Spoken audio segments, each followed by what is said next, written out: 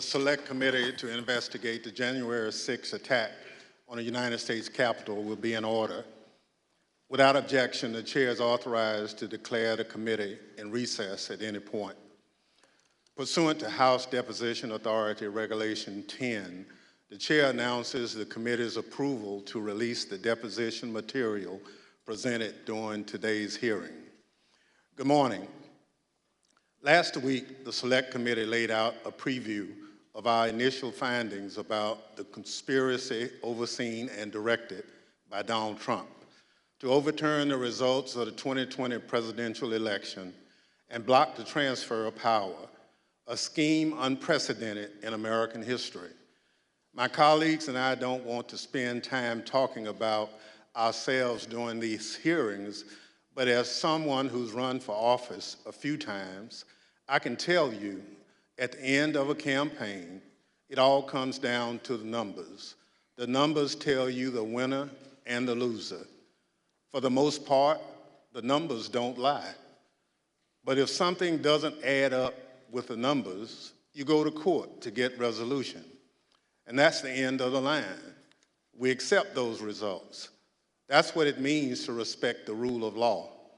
That's what it means to seek elective office in our democracy. Because those numbers aren't just numbers, they're votes. They're your votes. They are the will and the voice of the people. And the very least we should expect from any person seeking a position of public trust is the acceptance of the will of the people, win or lose. Donald Trump didn't. He didn't have the numbers, he went to court. He still didn't have the numbers, he lost. But he betrayed the trust of the American people. He ignored the will of the voters. He lied to his supporters and the country. And he tried to remain in office after the people had voted him out, and the courts upheld the will of the people. This morning, we'll tell the story of how Donald Trump lost an election and knew he lost an election, and as a result of his loss, decided to wage an attack on our democracy, an attack on the American people by trying to rob you of your voice in our democracy, and in doing so, lit the fuse that led to the horrific violence of January 6th, when a mob of his supporters stormed the Capitol sent by Donald Trump to stop the transfer of power. Today, my colleague from California, Ms. Lofgren, and our witnesses will detail the Select Committee's findings on these matters. But first, I will recognize our distinguished Vice Chair, Ms. Cheney of Wyoming, for any opening statement she'd care to offer. Thank you very much, Mr. Chairman. Last week, as the chairman noted, our committee began outlining a 7-part plan overseen by President Trump to overturn the 2020 election. Today, we will begin looking at the initial part of that plan, President Trump's effort to convince millions of Americans that the election was stolen from him by overwhelming fraud. A federal court has already reviewed elements of the committee's evidence on this point and said this, quote, "In the months following the election, numerous credible sources from the president's inner circle to agency leadership and statisticians informed President Trump and Dr. Eastman that there was no evidence of election fraud," close quote, sufficient to overturn the 2020 presidential election. The court's opinion methodically documents each of the principal reasons for that conclusion, and I would urge all those watching to read it. Today, we will begin to show the American people some of our evidence. Today, you will hear much more from former Attorney General Bill Barr's recorded testimony, and you will hear in greater detail what others in the department told President Trump, that his claims of election fraud were nonsense. You will also hear much more from President Trump's own campaign experts, who had also concluded that his fraud claims could not be supported. Let me focus briefly on just 3 points now. First, you will hear firsthand testimony that the president's campaign advisors urged him to await the counting of votes and not to declare victory on election night. The president understood even before the election that many more Biden voters had voted by mail because President Trump ignored the advice of his campaign experts and told his supporters only to vote in person. Donald Trump knew before the election that the counting of those mail-in ballots in several states would not begin until late in the day and would not be complete for multiple days. This was expected, reported, and widely known. You will also hear testimony that President Trump rejected the advice of his campaign experts on election night and instead followed the course recommended by an apparently inebriated Rudy Giuliani to just claim he won and insist that the vote counting stop, to falsely claim everything was fraudulent. He falsely told the American people that the election was not legitimate. In his words, quote, a major fraud. Millions of Americans believed him. Second, pay attention to what Donald Trump and his legal team said repeatedly about Dominion voting machines. Far-flung conspiracies with a deceased Venezuelan communist allegedly pulling the strings. This was, quote, complete nonsense, as Bill Barr said. President Trump's own campaign advisors, his Department of Justice, and his cybersecurity experts all told him the same thing. Here, for example, is White House lawyer Eric Hirschman.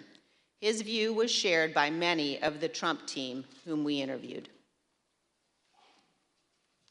I thought the Dominion stuff was, I never saw any evidence whatsoever to sustain those allegations.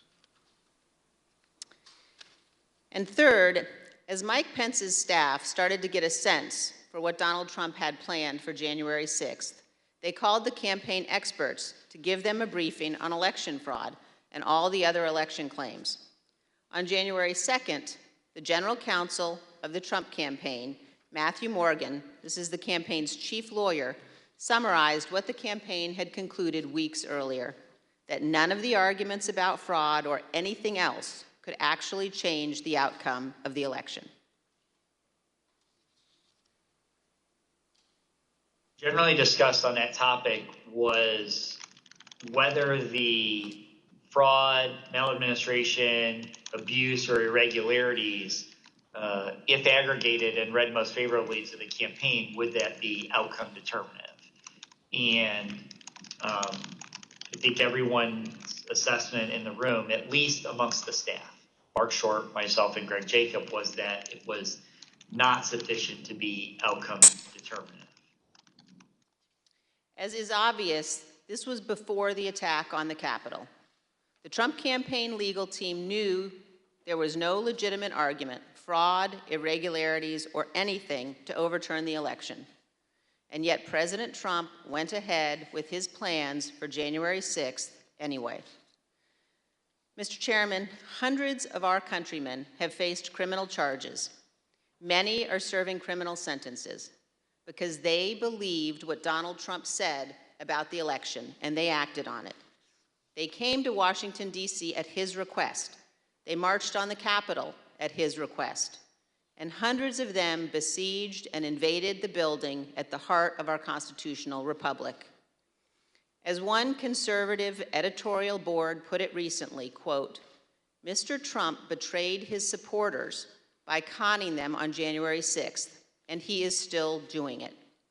Another conservative editorial board that has long supported President Trump said last week, Donald Trump, quote, won't stop insisting that 2020 was stolen, even though he has offered no proof that that is true. And this, Donald Trump now, quote, clings to more fantastical theories, such as Dinesh D'Souza's debunked 2,000 mules, even as recounts in Arizona, Georgia, and Wisconsin confirm Trump lost. Those are the correct conclusions to draw from the evidence gathered by this committee. We have much more evidence to show the American people on this point than we can reasonably show in one hearing. But today, we will begin. Thank you, Mr. Chairman. I yield back. Without objection, the chair recognizes the gentlewoman from California, Ms. Lofgren, for an opening statement. Well, thank you, Mr. Chairman. In our opening hearing, we gave an overview of our investigation into the January 6th attack. The plot to overthrow the election was complex and had many parts, which we'll explore in remaining hearings. But today, we examine the false narrative that the 2020 election was, quote, stolen.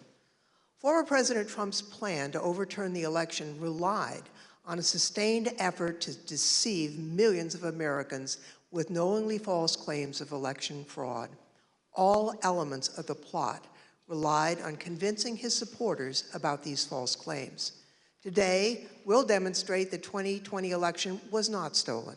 The American people elected President Joe Biden. We'll present evidence that Mr. Trump's claims of election fraud were false, that he and his closest advisors knew those claims were false, but they continued to peddle them anyway, right up until the moments before a mob of Trump supporters attacked the Capitol.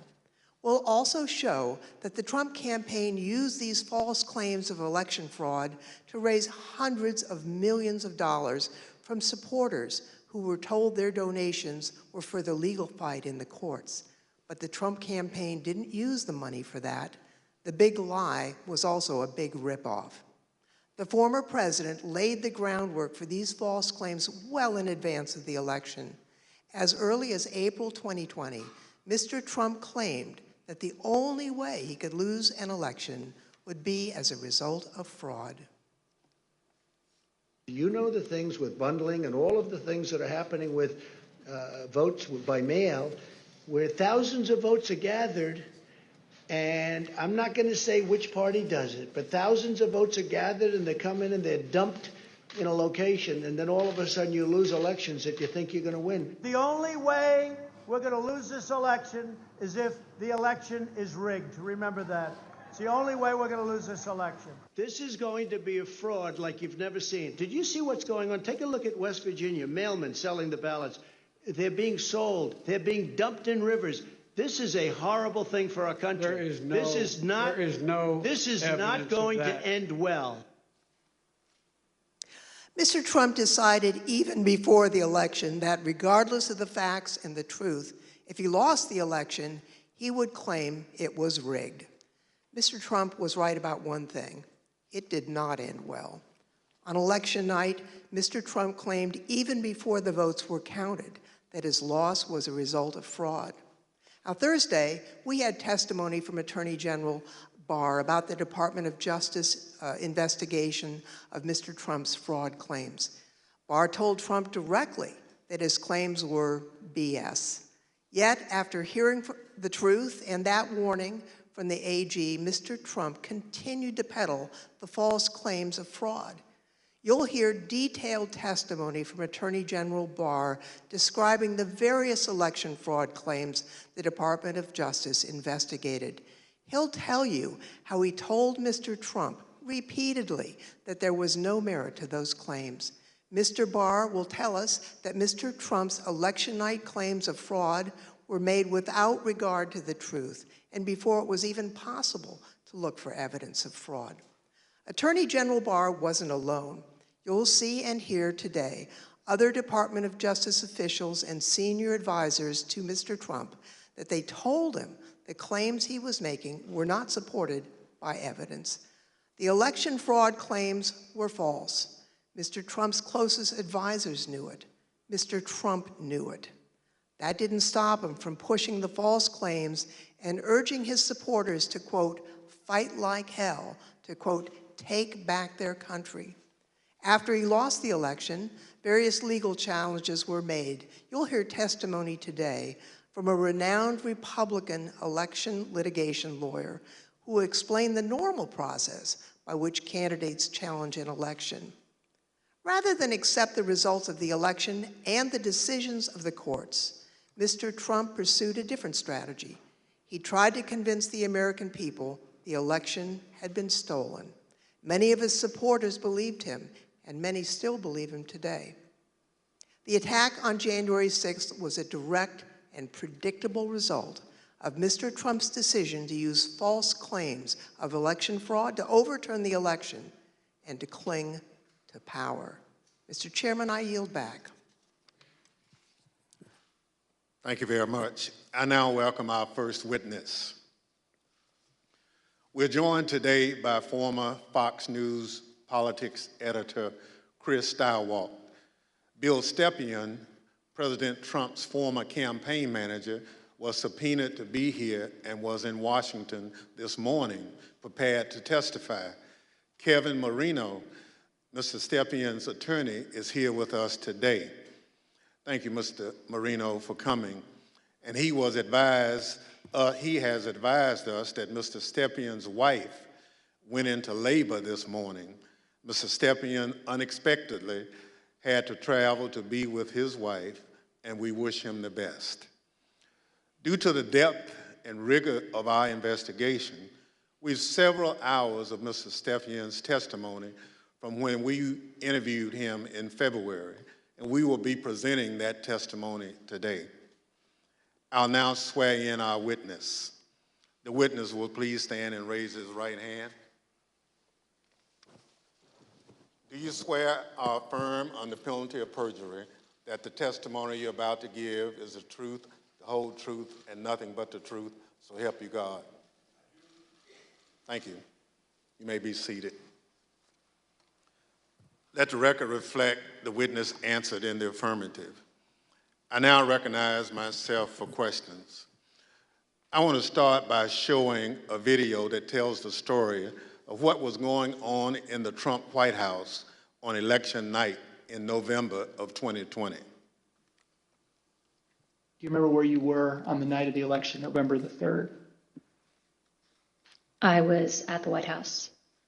You know where specifically over the course of that night you spent your time within the White House? There was an event that was organized in the residence, so I moved between the residence, a room sort of off the residence where some family members were. I take it the president was upstairs in the residence. He was upstairs. We were kind of on the first floor, so not upstairs. We were with mostly with Ivanka and her brothers and a couple other people who'd be coming in and out. Can you just describe the atmosphere? What were people expecting that night when you got to the White House? I think that there was, typically for people who show up there on election night, it's going to be a self-select, more positive environment. I think people were a little bit nervous, not knowing what was going to happen with the red wave or the red mirage as the debate was being carried out. The Fox News Decision Desk is calling Arizona for Joe Biden. That is a big get for the Biden campaign. Arizona's called. Do you remember that? I do. What do you remember happening where you were when Arizona was called? There was surprise at the call. Who was surprised? Most everyone in the room. Were you being one of them? Yes. Did that shift the atmosphere or the attitude in the White House? Completely. How so? Can you describe that? Because Fox News was the first one to go out and say that. So was it anger kind of directed towards Fox News for making a call more so than like disappointment that maybe the campaign lost Arizona? All the above. So both anger and disappointment. Both disappointment with Fox and concern that maybe our data or our numbers weren't accurate. Were you in the White House residence during the sort of past midnight into the early morning hours of November 4th? Yes, oh sure. It went over beyond midnight, yes.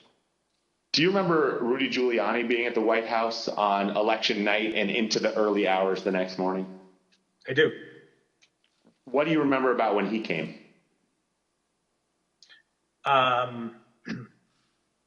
He was, I had heard that he was upstairs, in that aforementioned reception area. And he was looking to talk to the president. And it was suggested instead that he come talk to several of us down off the map room. You said that you had heard that Mr. Giuliani wanted to talk to the president, and then he was directed your way. Did you end up talking to Mr. Giuliani when he was directed your way? I did. What was that conversation? A lot of conversations were directed my way. A few of us, myself, Jason Miller, Justin Clark, and Mark Meadows, gathered in a room off the map room to listen to whatever Rudy presumably wanted to say to the president. Was there anyone in that conversation who, in your observation, had too much to drink? Like Mayor Giuliani. Tell me more about that. What was your observation about his potential intoxication during that discussion about what the president should say when he's addressed the nation on election night? And the mayor was definitely intoxicated, but I do not know his level of intoxication when he spoke with the president, for example. Were you part of any discussions with the people I mentioned, Mr. Stepien, Mr. Meadows, or anyone else, about whether the president should make any sort of speech on election night? I mean, I spoke to the president. They may have been present, but President spoke to the president several times that night. There were suggestions by, I believe it was Mayor Giuliani, to go and declare victory and say that we'd won it outright. It was far too early to be making any calls like that. Ballots were still being counted. Ballots were still going to be counted for days. And it was far too early to be making any proclamation like that. I remember saying that, to the best of my memory, I was saying that we should not go and declare victory until we had a better sense of the numbers. Okay, can you be more specific about that conversation, in particular what Mayor Giuliani said, your response, and then anybody else in the room's response? I think effectively Mayor Giuliani was saying, we won it, they're stealing it from us, where'd all the votes come from? We need to go say that we won. And essentially that anyone who didn't agree with that position was being weak. What was your view at the time as to what he should or shouldn't say?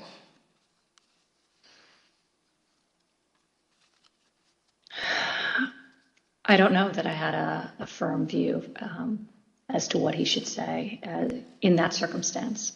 The results were still being counted. It was becoming clear that the race would not be called on election night. My belief, my recommendation was to say that votes were still being counted. It's too early to tell, too early to call the race, but we proud of the race we ran, and we think we're in good position, and we'll have more to say about this the next day or the next day, whenever we had something to say. And did anybody who was a part of that conversation disagree with your message? Yes. Who was that? The president disagreed with that. I don't recall the particular words. He thought I was wrong. He told me so, and that they were gonna go he was gonna go in a different direction. This is a fraud on the American public. This is an embarrassment to our country. We were getting ready to win this election. Frankly, we did win this election. We did win this election.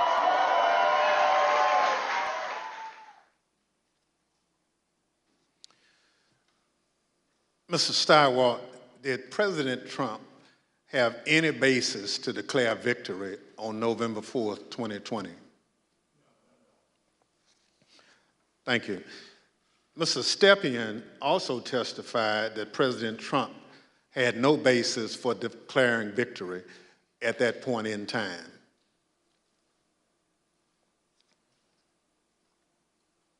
My belief, my recommendation was to say that votes were still being counted. It's too early to tell, too early to call the race, but we proud of the race we ran, and we think we're in good position, and we'll have more to say about this the next day or the next day whenever we had something to say. Thank you. Mr. Stilwell, after the votes were counted, who won the presidential election of 2020? Joseph Robinette Biden Jr. of the great state of Delaware. Thank you. That's the bottom line. We've had an election. Mr. Trump lost, but he refused to accept the results of the democratic process. Pursuant to Section 5C8 of House Resolution 503, I now recognize the gentlewoman from California, Ms. Lofgren, for questions. Well, thank you, Mr. Chairman. Mr. Schauwald, I'd like you to explain a term that was thrown around a lot during the election, and that's the so-called red mirage. What does that mean? So in the 40 or 50 years, let's say, that Americans have increasingly chosen to vote by mail or early or absentee, Democrats prefer that method of voting more than Republicans do. So basically, in every election, Republicans win Election Day and Democrats win the early vote. And then you wait and start counting, and it depends on which ones you count first, but usually it's Election Day votes that get counted first. And you see the Republicans shoot ahead, and then the process of bailing and binding and unbinding all those mail-in votes. In some states like Pennsylvania refuse to count the votes first, so you have to wait for all of that to come in. So in every election, certainly a national election, you expect to see the Republican with a lead, but it's not really a lead. When you put together a jigsaw puzzle, it doesn't matter which piece you put in first, it ends up with the same image. So for us, who cares? But that's because no candidate had ever tried to avail themselves of this quirk in the election counting system. We had gone to pains, and I'm proud of the pains we went to make sure that we were informing viewers that this was going to happen, because the Trump campaign and the president had made it clear that they were going to try to exploit this anomaly. And we knew it was going to be bigger because the percentage of early votes was higher, right? We went from about 45% of the votes being early and absentee to, because of the pandemic, that increased by about 50%. So we knew it would be longer, we knew it would be more. So we wanted to keep telling viewers, hey, look, the number that you see here is sort of irrelevant because it's only a small percentage of these votes. So this red mirage, that's really what you expected to happen on election night? Happens every time. Thank you, Mr. Stirewalt. Now, I'd like to play a clip of Attorney General Bill Barr, who also explains what was expected to happen on election night. Right out of the box on election night, the president claimed that there was major fraud underway. I mean, this happened, as far as I could tell, before there was actually any potential of looking at evidence. And it seemed to be based on the dynamic that at the end of the evening, a lot of Democratic votes came in, which changed the vote counts in certain states. And that seemed to be the basis for this broad claim that there was major fraud. And I didn't think much of that because people had been talking for weeks, and everyone understood for weeks that that was going to be what happened on election night. Mr. Stepien obviously could not be with us today, and it's proper for him to be with his wife as they welcome their child. But he also had discussions with the president about the red mirage, that is, that it would be a long night and that early votes would favor him, but that lots more votes would be counted over the course of the night and the days after. So let's play clip 1 from our interview with Mr. Stepien. I recounted back to that conversation with him, in which I said, just like I said in 2016, it was going to be a long night I told him in 2020 that it was going to be a process again, as the early returns are going to be positive, and we're going to be watching the returns of ballots as they rolled in thereafter. So is it fair to say you're trying to present what you thought would be a realistic picture of what might happen over the course of that night, being election night? That night and the days that followed. Yeah, I always told the president the truth, and I think he expected that from me, and I told him it was going to be a process. It was going to be, we're going to have to wait and see how this turned out. So I just like I did in 2016, I did the same thing in 2020.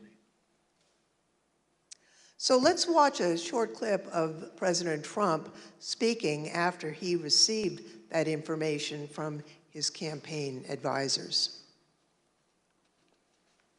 We want all voting to stop.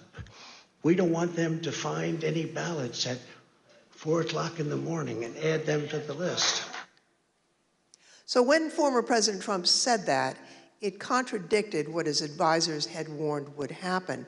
We all know that mail-in ballots played an important role in the 2020 election. However, President Trump continuously discouraged mail-in voting. Mr. Stepien was so concerned about the president's position on mail-in voting that in the summer of 2020, he met with President Trump along with House Minority Leader Kevin McCarthy. Let's play clip 4.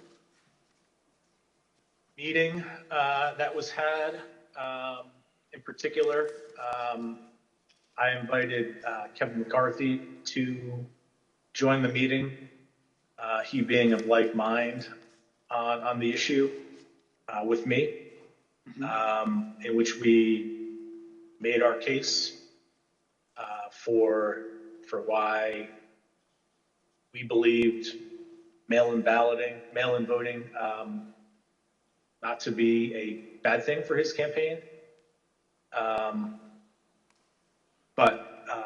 The president's mind was made up, and he understands, how many times to, go to the well on a particular topic.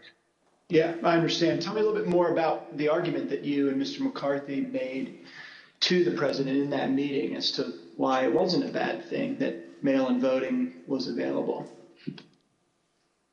Largely two pillars to that argument, both of which I've previously mentioned. One, leaving a good deal to chance, pushing or urging your voters to vote only on election day leaves a lot to chance. That's A. And B, also previously mentioned, the fact that the Trump campaign, Republican National Committee, the Republican Party had an advantage of grassroots workers and volunteers on the ground that would allow, an advantage to enhance return rates of ballots that were mailed. Those were the two pillars of the argument. I see. And what, if anything, do you recall Representative McCarthy saying during that meeting? We were echoing the same argument. I mean, his words echoed mine, and vice versa on those two topics. Mr. Stirewalt, you were at the decision desk at Fox News on election night, and you called Arizona early for President Biden, which was controversial. How did you make that call, and where did you think the race stood in the early hours of the next day? Well, it was really controversial to our competitors who we beat so badly by making the correct call first. Our decision desk was the best in the business, and I was very proud to be a part of it.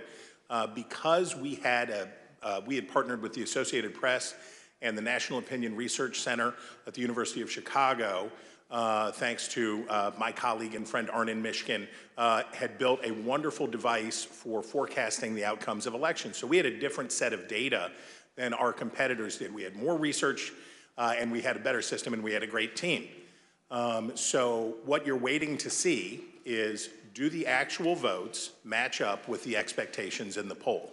The real votes are testing the quality of your poll in targeted precincts and in targeted places.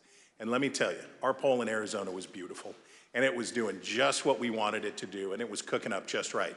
And at some point, and I forget exactly who, but at some point it became clear that Arizona was getting ready to make a call.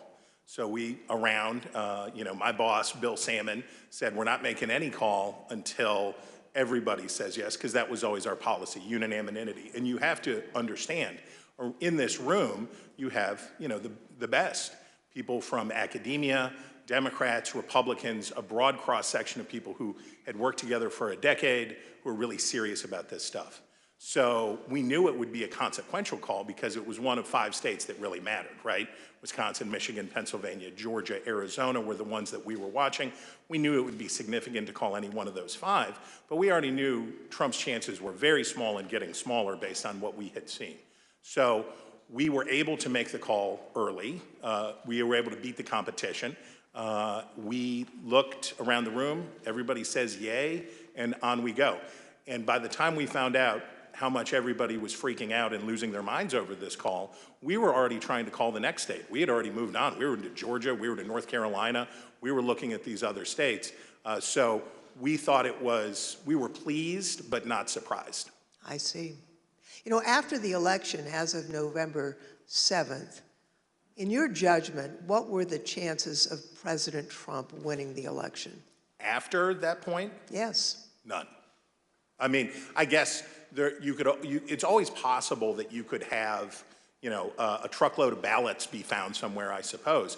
But once you get into this space, ahead of today, I thought about what are the largest margins that could ever be overturned by a recount, and the kind of stuff that we heard Mike Pence talking about, sounding like a normal Republican that night when he said, we'll keep every challenge. Nothing like that. In a recount, you're talking about hundreds of votes.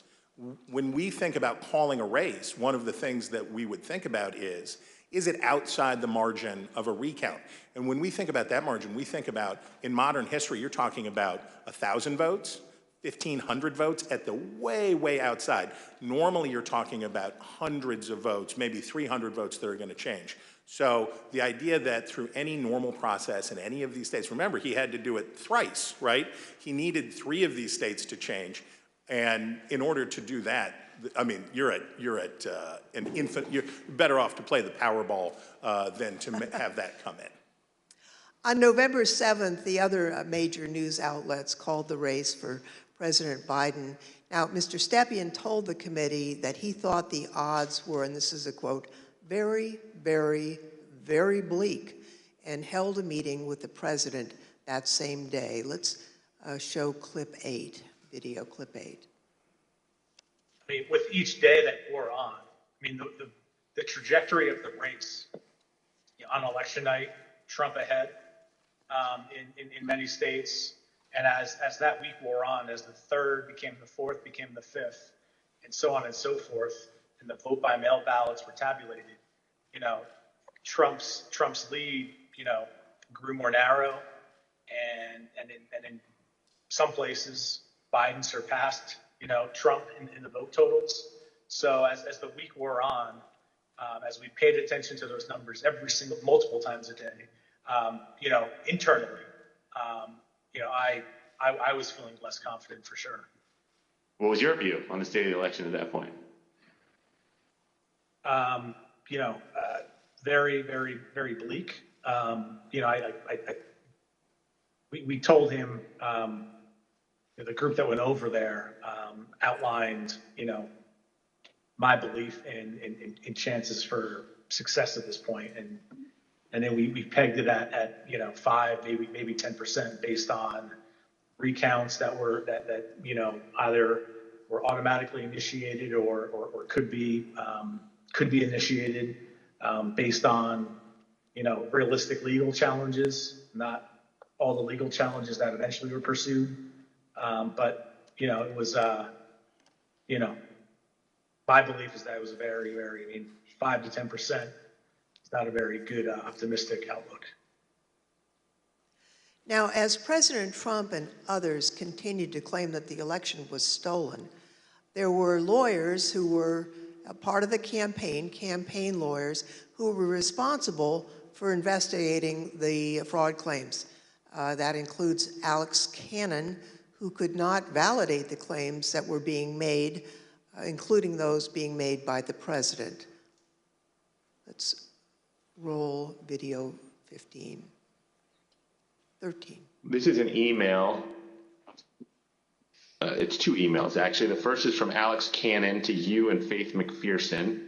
And then you forward that email on to Mark Meadows, Justin Clark, and Jason Miller, the subject being AZ Federal ID voters. If you look at the original email there, it says, Bill, we completed the AZ analysis you requested. I assume that's about Arizona. And because of the substantial uncertainty surrounding the databases, this is a highly unreliable way to identify ineligible voters. Can you explain the task that you gave to Ms. Cannon for this Arizona analysis? Sure. Previously, I described some of my frustration with some of the claims that people would throw at President Trump regarding, need to look at this, this happened in this state or that happened in that state. And it would be, those would flow to us to look into. I talked about that before, I think. Yep. This is an example of that. I recall in Arizona, someone had thrown out, I believe this to be the claim, that there were thousands of illegal citizens, people not eligible to vote, having cast their ballots in Arizona. Someone had thrown out that claim to President Trump. And with, the margins being as close as they were, as I previously described, that could potentially matter. So this wild claim is thrown out, which, on its face didn't seem, realistic or possible to me. I asked Alex to look at the claim, and I haven't read this full email, but I recall the response to that. The reality of that was not illegal citizens voting in the election. I think it was like overseas voters voting in the election. So obviously, people who were eligible to vote. When these findings were passed up the chain to President Trump, he became frustrated and he replaced the campaign's legal team. Let's play clip 14.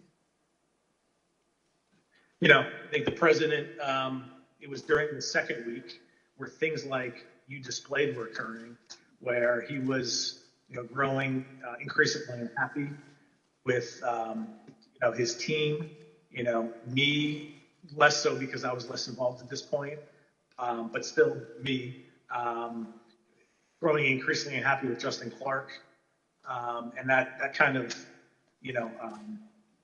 paved the way for, Justin to be moved out and Mayor Giuliani to be moved in as the person in charge of, the legal side of the campaign and, for all intents and purposes, the campaign at that point. Now, when Mr. Stepien became campaign manager, he was the second Trump campaign manager for the 2020 race, and there were only about 115 days until Election Day. So let's play the video. I inherited a campaign that was, the day I was hired was, I believe, President Trump's low point in the 2020 daily average polling against President Biden. It was a campaign at a low point in the polls. It was structurally and fiscally deficient. There was a great deal wrong with the campaign in both of those areas. So most of my day spent fixing what, and I think I took over with 115 days left in the campaign. Most of my time was spent fixing the things that could be fixed with 115 days left in the campaign. Now, Mr. Stepien has been in the campaign field for a long time, and he worked for lots of different candidates and campaigns. He testified to this committee about his concerns given the claims that Mr. Giuliani and Ms. Powell and their team were making publicly. Let's play clip 15. Okay, and was it important for you, Mr. Stepien, to sort of pull back just for your own professional reputation? You didn't want to be associated with some of what you were hearing from the Giuliani team and others that sort of stepped in the wake of your departure? I didn't mind being categorized. There were two groups of, we called them kind of my team and Rudy's team. I didn't mind being characterized as being part of Team Normal, as reporters, kind of started to do around that point in time.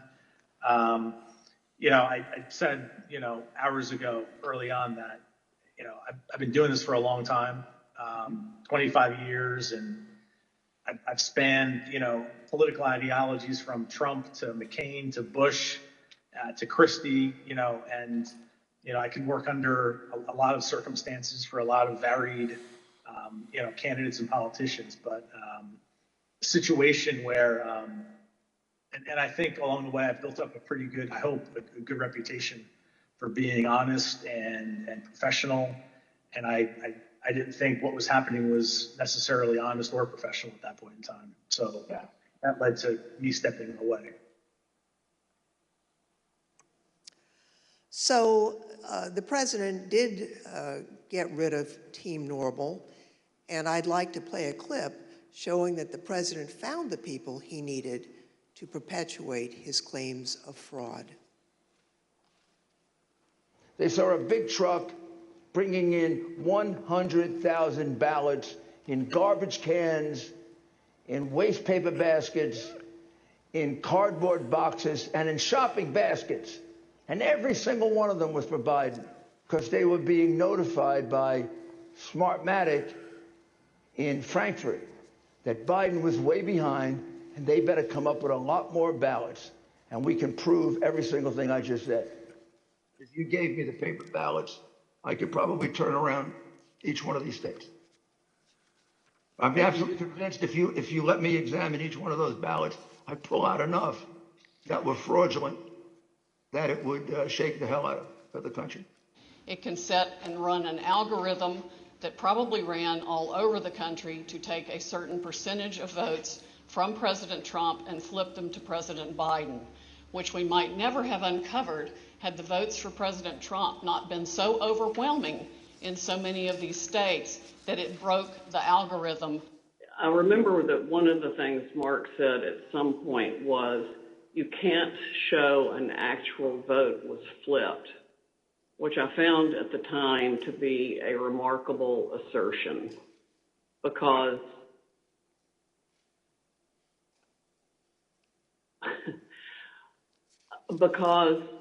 you don't have to have the gun to see the body lying on the floor bleeding out with 5 bullet holes in it was killed by a gun. What they were proposing, I thought was nuts. The theory was also completely nuts, right? I mean, it was a combination of Italians, Germans. I mean, different things have been floating around as to who was involved. I remember Hugo Chavez and the Venezuelan. She has an affidavit from somebody who says they wrote a software in, it's something with the Philippines, and just all over the radar.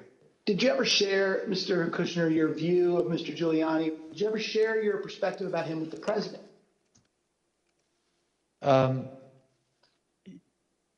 I guess,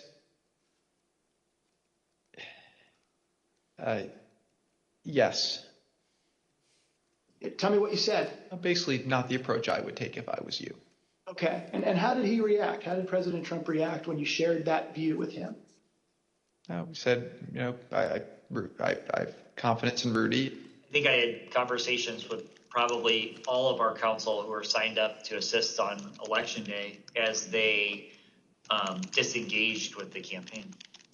The general consensus was that the law firms were not comfortable making the arguments that Rudy Giuliani was making publicly.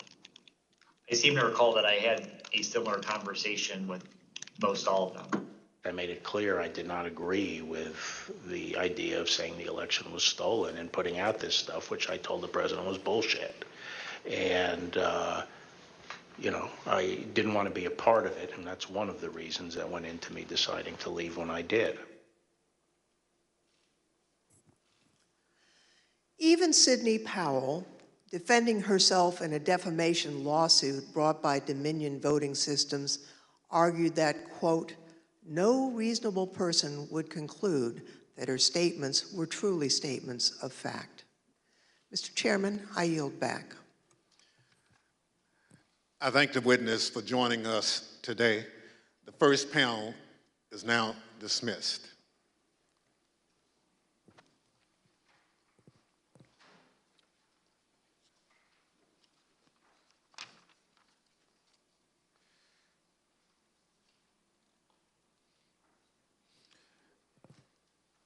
Without objection, the chair recognizes the gentlewoman from California, Ms. Lofgren. Thank you, Mr. Chairman. Last week, we presented the testimony of former Attorney General Bill Barr, who testified before this committee. Today, we present additional evidence, including his testimony that former President Trump started making claims of election fraud immediately after the election, and that Barr concluded the claims were untrue. Now, due to the length of Attorney General Barr's testimony, we're only going to include relevant portions at the hearing today. So let's play the video. The department, in fact, when we received specific and credible allegations of fraud, made an effort to look into these to satisfy ourselves that they were without merit. And I was in the posture of trying to figure out, there was an avalanche of all these allegations of fraud that built up over a number of days, and it was like playing whack-a-mole because something would come out one day and then the next day it would be another issue. Also, I was influenced by the fact that all the early claims that I understood were completely bogus and silly and usually based on complete misinformation. And so I didn't consider the quality of claims right out of the box to give me any, feeling that there was really substance here. For the first time since the election, the Attorney General spoke personally with the President on November 23rd, and this was at the White House. Let's play the video, please. So on November 23rd, I hadn't spoken to the president since the election, and in fact, as I said, since the middle of October, roughly. And it was a little getting awkward because obviously he had lost the election and I hadn't said anything to him. And so Cipollone said, I think it's time you come over here. And so I came over to meet with the president in the Oval Office, and Meadows and Cipollone were there. And the president, and this is leading up to this conversation with Kushner, the president said there had been major fraud and that as soon as the facts were out, the results of the election would be reversed. And he went on this for quite a while, as he's prone to do. And then he got to something that I was expecting, which is to say that apparently the Department of Justice doesn't think that it has a role of looking into these fraud claims. And I said, that has to be the campaign that raises that with the state. The department doesn't take sides in elections, and the department is not an extension of your legal team. And our role is to investigate fraud, and we'll look at something if it's specific, credible, and could have affected the outcome of the election. And we're doing that, and it's just not. They're just not meritorious. They're not panning out. And as I walked out of the Oval Office, Jared was there with Dan Scavino, who ran the president's social media, and who I thought was a reasonable guy and believe is a reasonable guy. And I said, how long is he going to carry on with this stolen election stuff? Where's this going to go? And by that time, Meadows had caught up with me and leaving the office and caught up with me and said that he said, look, I think that he's becoming more realistic and knows that there's a limit to how far he can take this. And then Jared said, yeah, we're working on this. We're working on it. Even after his attorney general told him his claims of election fraud were false, President Trump continued to promote these claims. I felt that things continued to deteriorate between the 23rd and the weekend of the 29th. And then on November 29th, he appeared on Maria Bartiromo's show, Sunday Futures, I believe it was. And he said that the department was missing in action. Well, no, we had glitches where they moved thousands of votes from my account to Biden's account. And these are glitches. So they're not glitches, they're theft, they're fraud, absolute fraud. This election was over, and then they did dumps. They call them dumps, big, massive dumps in Michigan and Pennsylvania and all over. How the FBI and Department of Justice, I don't know, maybe they're involved, but how people are allowed to get away from this stuff with this stuff is unbelievable. Now, spurred by what he saw, Barr told the Associated Press on December 1st that there was no evidence of election fraud. And immediately after Attorney General Barr's statement went public, Mr. Trump berated and he nearly fired Barr. But Barr persisted in telling the president that there was no evidence to support the fraud claims. This got under my skin, but I also felt it was time for me to say something. So I set up a lunch with the AP reporter, Mike Balsamo, and I told him at lunch, I made this statement that to date we have not seen fraud on a scale that could have affected a different outcome in the election. I had a later meeting scheduled at the White House at 3 o'clock with Meadows. This was previously scheduled, so I knew this was going to come up, and I went over there and I told my secretary that I thought I would probably be fired and told not to go home. I mean, not to go back to my office. So I said, you might have to pack up for me. And so when I got over there, I met with the chief of staff. He said the president was angry.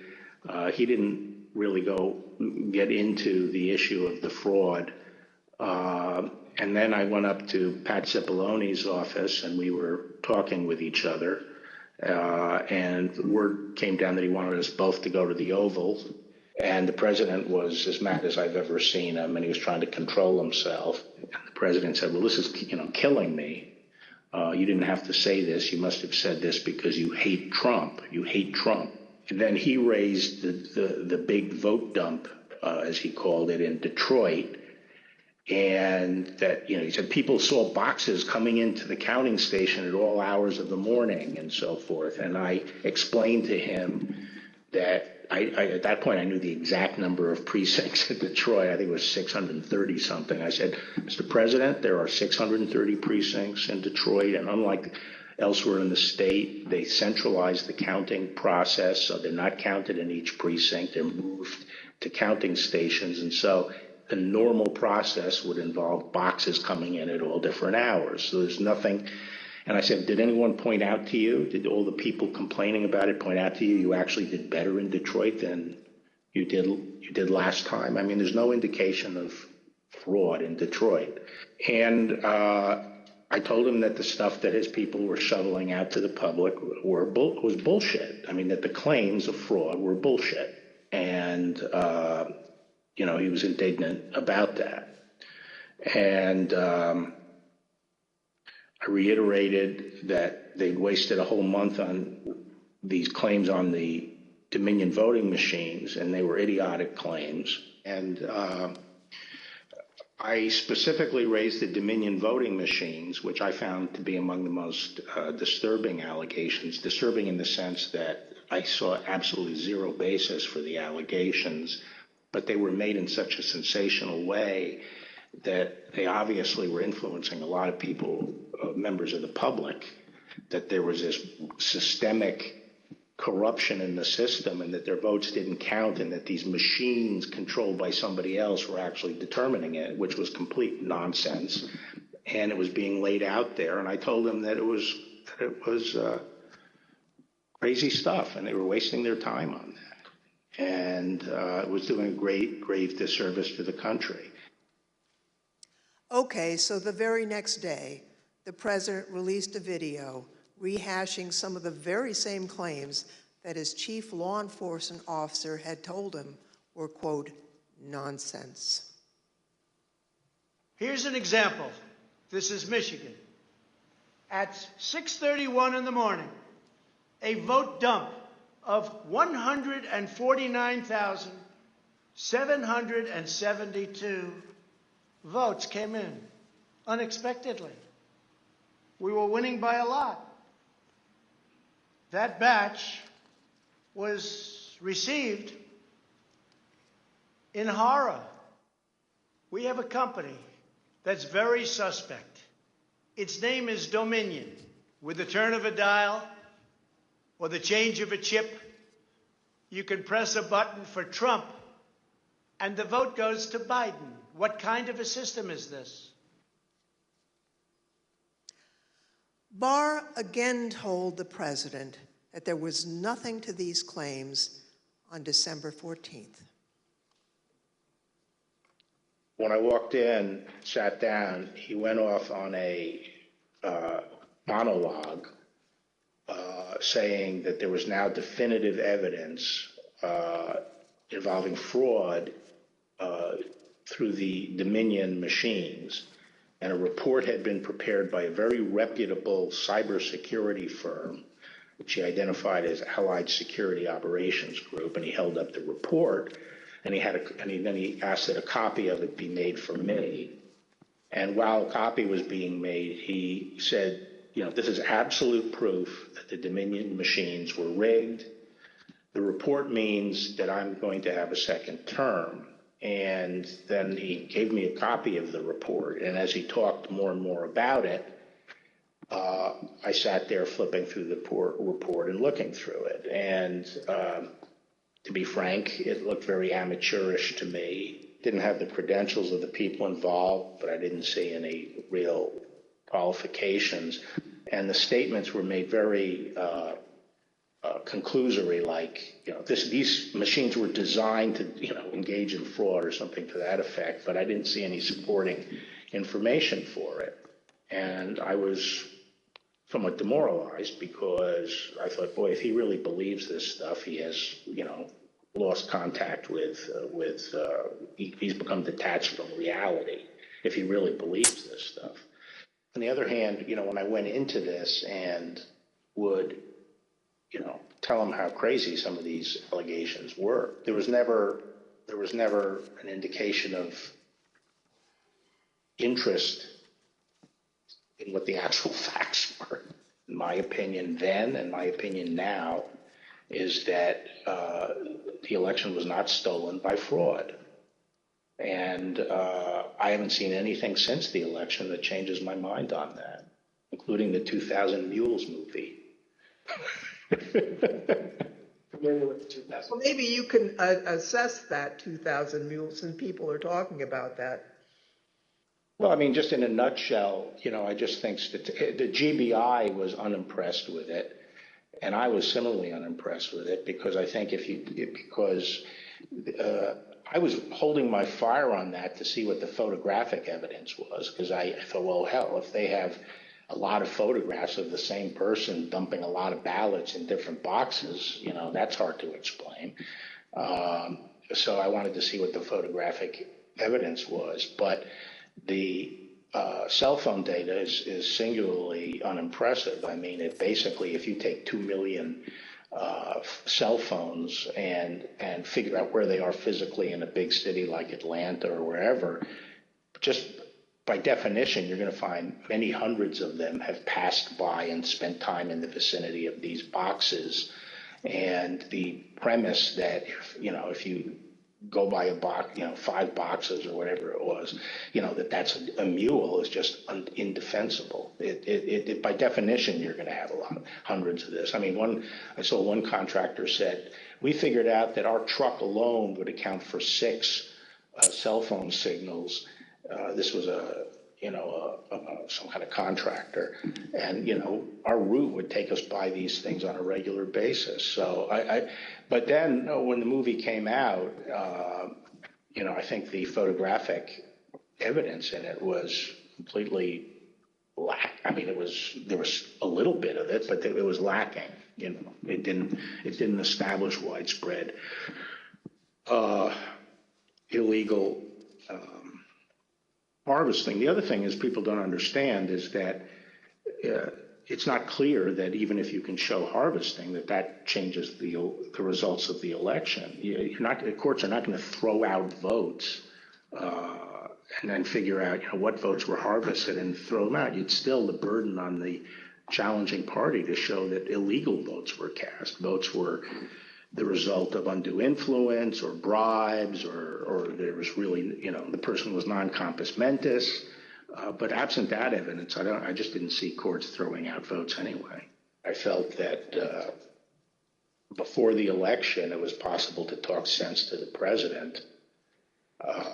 And while you sometimes had to engage in, a big wrestling match with him, that it was possible to keep things on track, but I felt that after the election he didn't seem to be listening, and I didn't think it was that I was inclined not to stay around if he wasn't listening to advice from me or his other cabinet secretaries. So on December 14th, Barr quit. Now, the Attorney General wasn't the only person who told the president that his claims were false. Other officials and close advisors told him the same thing. Rather than try to address a counterfactual or a hypothetical, let me just say there were instances where the president would say, people are telling me this, or I've heard this, or I saw on television, this impropriety in Atlanta or Pennsylvania or something. And we were in a position to say, our people have already looked at that, and we know that you're getting bad information, that's not correct. It's been demonstrated to be incorrect from our point of view, and been debunked. A month and a half or so after the election day, and at that meeting, various allegations of fraud were discussed, and Eric and Pat didn't, told the group, the president included, that none of those allegations had been substantiated to the point where they could be the basis for any litigation challenge to the election. President Trump's own vice president and his top advisors also knew that there wasn't evidence to support the claims that the president was making. Anyone else other than Mr. Meadows who asked you about the status outside of your legal group, Mr. Morgan and the others you mentioned, anyone else who asked you the status of what you were finding and your assessment of it? Yes, sir. Who's that? Peter Navarro. When did you talk to Mr. Navarro? Mid-November. Around the same time as Mr. Meadows? Yes, sir. And tell me about that conversation. I recall him asking me questions about Dominion and maybe some other categories of allegations of voter fraud. And I remember telling him that I didn't believe the Dominion allegations because I thought the hand recount in Georgia would resolve any issues with the technology problem and with Dominion or Dominion flipping votes. And I mentioned at that time that the CISA, Chris Krebs, had recently released a report saying that the election was secure. And I believe Mr. Navarro accused me of being an agent of the deep state working with Chris Krebs against the president. And I never took another phone call from Mr. Navarro. Anyone else besides Mr. Meadows, Mr. Navarro, Mr. Hirschman that you had discussions with inquiring about what you were finding in your review of the allegations that were pouring in?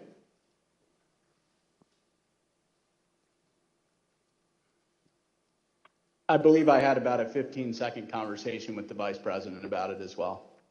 When was that? During one of the visits to the White House. I don't know which one. I think it was the first one in November. I had met him briefly at the campaign, and he remembered me and saw me. And he asked what I was doing on the campaign, and I told him that, we were looking into some of the issues related to voter fraud. And he asked me, I don't remember his exact words, but he asked me if we were finding anything. And I said that I didn't believe we were finding it, or I was not personally finding anything sufficient to alter the results of the election. And he thanked me. That was our interaction. At a later hearing, you'll hear live testimony from the former acting Deputy Attorney General of the Department of Justice, Rich Donahue. But now I'd like to play a portion of his testimony. I tried to, again, put this in perspective and to try to put it in very clear terms to the president. And I said something to the effect of, sir, we've done dozens of investigations, hundreds of interviews. The major allegations are not supported by the evidence developed. We've looked at Georgia, Pennsylvania, Michigan, Nevada. We're doing our job. Much of the info you're getting is false. And then I went into, for instance, this thing from Michigan, this report about 68% error rate. Reality is it was only 0.0063% error rate, less than 1 in 15,000. So the president accepted that. He said, okay, fine, but what about the others? And again, this gets back to the point that there were so many of these allegations that when you gave him a very direct answer on one of them, he wouldn't fight us on it, but he would move to another allegation. So then I talked about a little bit about the Pennsylvania truck driver. This is another allegation that had come up. And this claim was by a truck driver who believed, perhaps honestly, that he had transported an entire tractor-trailer truck full of ballots from New York to Pennsylvania. And this was, again, out there in the public and discussed. And I essentially said, look, we looked at that allegation. We looked at both ends, both the people who load the truck and the people who unload the truck. And that allegation was not supported by the evidence. Again, he said, okay. And then he said, no, I didn't mention that one. What about the others? And I said, okay, well, with regard to Georgia, we looked at the tape, we interviewed the witnesses. There is no suitcase. The president kept fixating on this suitcase that supposedly had fraudulent ballots and that the suitcase was rolled out from under the table. And I said, no, sir, there is no suitcase. You can watch that video over and over. There is no suitcase. There is a wheeled bin where they carry the ballots, and that's just how they move ballots around that facility. There's nothing suspicious about that at all. I told them that there was no multiple scanning of the ballots. One part of that allegation was that they were taking one ballot and scanning it through 3 or 4 or 5 times to rack up votes, presumably for Vice President Biden. I told them that the video did not support that. Then he went off on double voting, the top of the next page. He said, dead people are voting. Indians are getting paid to vote. He meant people on Native American reservations. He said there's lots of fraud going on here. Told him flat out that much of the information he's getting is false. and or just not supported by the evidence. We look at the allegations, but they don't pan out.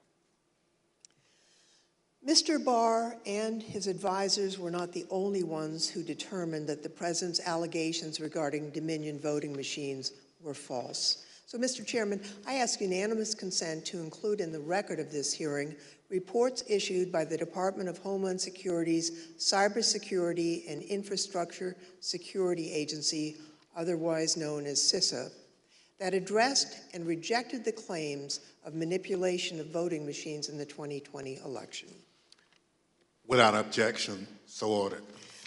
Thank you, Mr. Chairman. I also ask unanimous consent to include in the record a report prepared by the Michigan Senate Oversight Committee that disproved claims of election fraud in Michigan, as well as a statement by 59 of the country's leading election security scientists, noting the absence of any credible evidence that the 2020 election had been altered through technical compromise, and 5 other reports from organizations and individuals confirming there was no widespread fraud in the 2020 election or describing the spread of the former president's lies. Without objection, so ordered. Thank you, Mr. Chairman, and I yield back. Pursuant to the order of the committee for today, the chair declares the committee in recess for a period of approximately 10 minutes.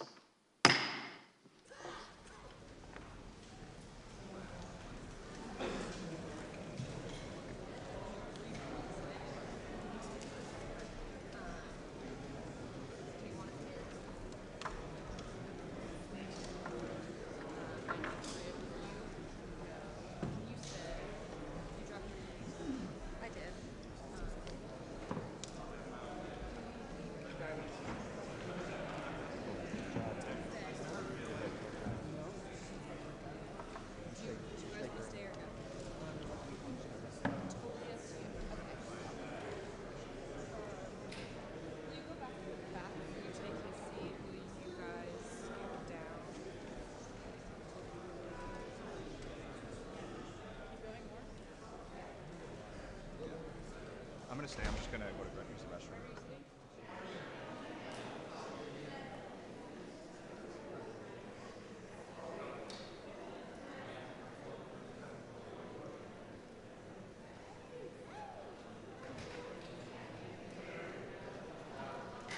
Thank you for coming.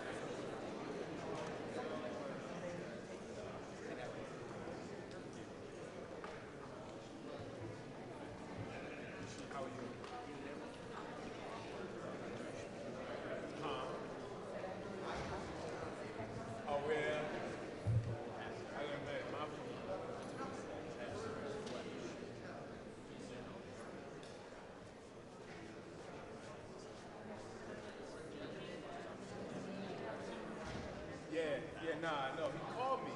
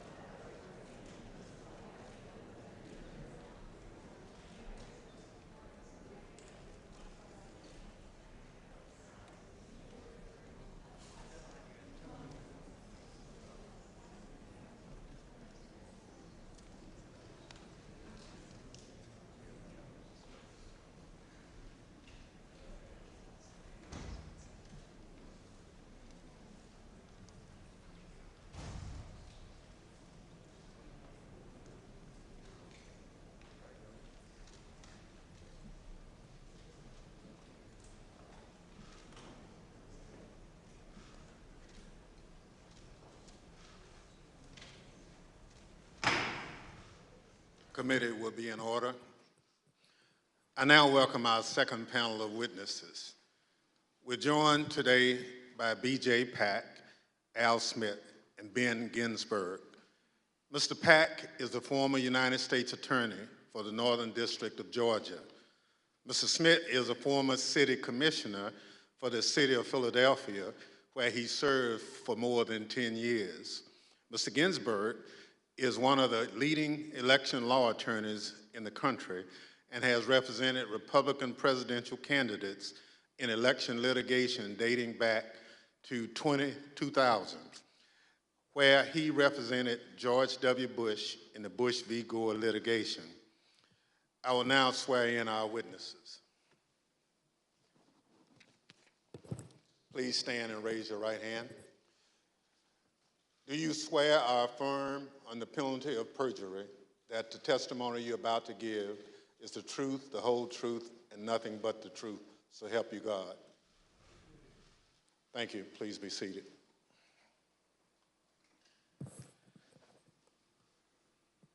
Let the record reflect the witnesses answered in the affirmative. Pursuant to Section 5C8 of House Resolution 503, I now recognize the gentlewoman from California, Ms. Lofgren, for questions. Thank you, Mr. Chairman. Before the break, I think you all heard Mr. Barr and Mr. Donahue talk about the false claims that Mr. Trump and his supporters made about suitcases of fake ballots in Georgia. We have a witness here today who thoroughly investigated that issue. Mr. Pack, I want to thank you for appearing before us today. You were appointed by President Trump to serve as the U.S. Attorney for the Northern District of Georgia, and you served from 2017 until January of 2021. You were the lead federal prosecutor there and worked for the Department of Justice under then Attorney General Bill Barr. Now, were you ever asked by Attorney General Barr to investigate claims of voter fraud in the 2020 election?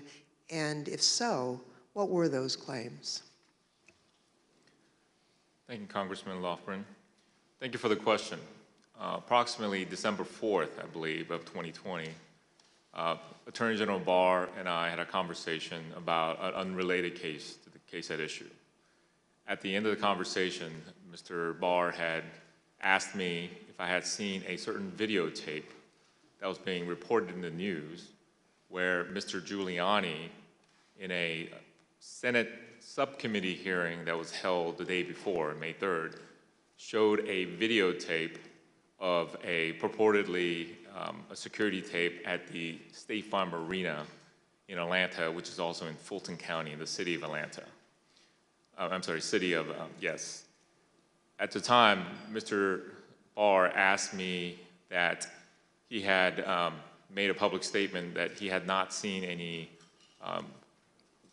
widespread election fraud that would question the outcome of the election.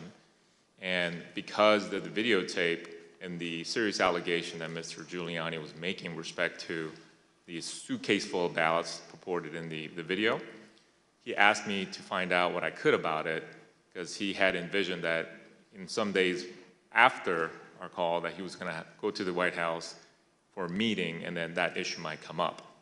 He asked me to make it a priority to get to the bottom of, to try to substantiate the allegation made by Mr. Giuliani. Thank you. I understand the Georgia Secretary of State's office investigated those State Farm Arena allegations and didn't find any evidence of fraud. What did you find when your office conducted its own investigation? We found that the suitcase full of ballots, the alleged black suitcase that was being seen pulled from under the table, was actually an official lockbox where ballots were kept safe. We found out that there was a mistake in terms of a misunderstanding that they were done counting ballots or tallying ballots for the night, and the partisan watchers that was assigned by each of the respective parties were announced to send home. But once they realized the mistake, someone from the Secretary of State's office had indicated that, no, we're not done for the night. You need to go ahead and continue counting. So once they packed up the lockbox full of ballots, they brought back the official ballot box again and continue to tally the ballots from the lockbox. Unfortunately, during the Senate hearing, Mr. Giuliani only played a clip that showed them pulling out the official ballot box from under the table and referring to that as a smoking gun of a fraud in Fulton County. But in actuality, in review of the entire video, it showed that that was actually an official ballot box that was kept underneath the tables. And then we saw them pack up because of the announcement that they thought they were done for the night. And then once the announcement was made that you should continue counting, they brought the ballot box back out and they continued to count. The FBI interviewed the individuals that are depicted in the videos that purportedly were double, triple counting of the ballots, and determined that nothing irregular happened in the counting, and the allegations made by Mr. Giuliani were false. Thank you very much. I'd like to play again a testimony from Mr. Donahue, who appeared before the committee before today. Mr. Donahue, we talked at some length about whether or not the White House or the president was informed about the Antrim report. On the results of the investigations, the interviews that have gone on Fulton County, how would those results have been communicated to the White House, to the president? I don't know how they were initially communicated. I do know that they came up in subsequent conversations with the president, and Dag Rose and I essentially told him we looked into that, and it's just not true. Okay, so he was informed. I told the president myself that several times in several conversations, that these allegations about ballots being smuggled in a suitcase and run through the machine several times, it was not true. That we looked at the video, we interviewed the witnesses, it was not true. Mr. Pack, after you left the U.S. Attorney's Office on January 4th, 2021, did the next U.S. Attorney there, I think Mr. Trump's personal pick, Bobby Christine, did he investigate any remaining claims of fraud? And if so, did he find any evidence that supported the president's claims of voter fraud? It is my understanding that Mr. Christine continued any investigations that were pending at the time of my departure, but he was unable to find any evidence of fraud that affected the outcome of the election. So after investigating the president's and Mr. Giuliani's claims about voter fraud in Georgia, is it your view today that there was no evidence of widespread fraud sufficient to undermine confidence in the outcome of the election in Georgia? That is correct. Thank you, Mr. Pack. And I want to thank you also for the service that you've given to our country. We appreciate that. Next, I'd like to turn to President Trump's false allegations about election integrity in Philadelphia. The Attorney General discussed these allegations at some length. You know, the idea, the president has repeatedly suggested that there was some kind of outpouring of unexpected votes in inner city areas like Philadelphia. As recently as January 13th, when he walked off the NPR set, he was asked by the interviewer, what's your evidence of fraud? And he said more people voted in Philadelphia than there were voters. And that was absolute rubbish. The turnout in Philadelphia was in line with the state's turnout. And in fact, it was not as impressive as many suburban counties. And there was nothing strange about the Philadelphia turnout. It wasn't like there was all these unexpected votes that came out in Philadelphia. So, I think once you actually look at the votes, and then there's an obvious explanation.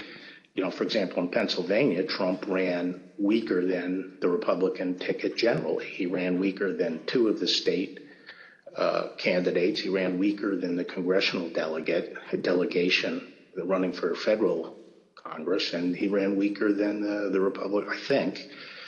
I haven't looked at this recently, but he generally was a weak element on the Republican ticket. So that does not suggest that the election was stolen by fraud. How about Pennsylvania and Bill McSwain? We were talking to the U.S. Attorney in Philadelphia about an alleged discrepancy between the number of absentee ballots issued and the number of ballots cast. Right. So that was one of the big ones for a period of time. I think that was raised at Gettysburg by Giuliani or something like that, but it kept on being repeated, and I found it annoying because it didn't seem that it was right. So I called McSwain, and he got back to me. He said, no, the problem is that Mastriano threw out this number, and what he did was he mixed apples and oranges. He took the number of applications for the Republican primary and he compared it to the number of absentee votes cast in the general election. But once you actually go and look and compare apples to apples, there's no discrepancy at all. And that's one of the. I think at some point I covered that with the president. We have another witness here today who has detailed knowledge about the election process in Philadelphia. Mr. Schmidt, at the time of the 2020 presidential election, you were serving as the only Republican member of Philadelphia's 3-member city commission, which is responsible for overseeing elections throughout the city. Is that correct? That's correct, Congressperson. So President Trump made numerous claims regarding fraudulent voting practices in Philadelphia, including the claim that dead people were voting. In fact, Mr. Giuliani told Pennsylvania state legislators that 8,000 dead people voted in Pennsylvania. You investigated those claims of voter fraud. Can you tell us what you found? Not only was there not evidence of 8,000 dead voters voting in Pennsylvania, there wasn't evidence of 8. We took seriously every case that was referred to us, no matter how fantastical, no matter how absurd, and took every one of those seriously, including these. As it turns out, even Mr. Trump's campaign lawyers knew that the dead voter claims weren't valid. I guess the crooks in Philadelphia are disappointed in this. They only submitted 8,021 ballots from dead people, mail-in ballots for dead people. It's probably easier for dead people to submit mail-in ballots than it is to vote in person. Rudy was at this stage of his life and the same ability to manage things at this level or not.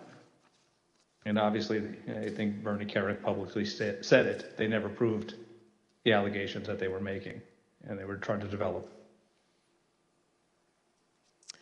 Mr. Schmidt, on November 11th, 2020, President Trump tweeted about you, saying, and here's a quote, "A guy named Al Schmidt, a Philadelphia commissioner and so-called Republican, or Rhino, is being used big time by the fake news media to explain how honest things were with respect to the election in Philadelphia. He refuses to look at a mountain of corruption, dishonesty. We win." As a result of that tweet and the CNN interview you gave where you stated the dead voter claims in Pennsylvania were false, you and your staff were subjected to disturbing threats. Can you tell us about that?